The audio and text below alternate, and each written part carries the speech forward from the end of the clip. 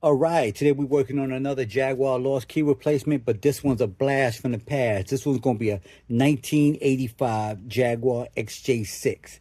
They sent me the door lock, so I'm tasked today with trying to figure out what the key is. This is from the 80s, so a lot of that key data information was jacked up. I remember those times.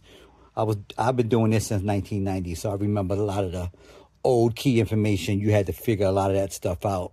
And I'm assuming I might have to do it on this. But first plan of action is I'm going to figure out what kind of keys this works this lock, figure out how many cuts I have, figure out how many depths I have, and then work from there. I'll come back in a little bit. All right, this puppy is done.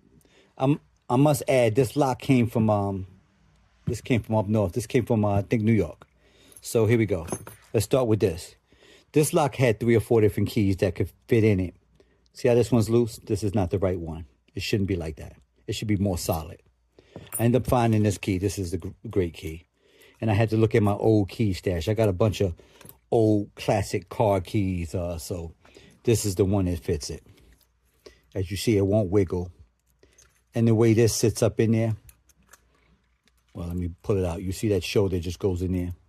That helps it the way that. So now let's look at the cuts.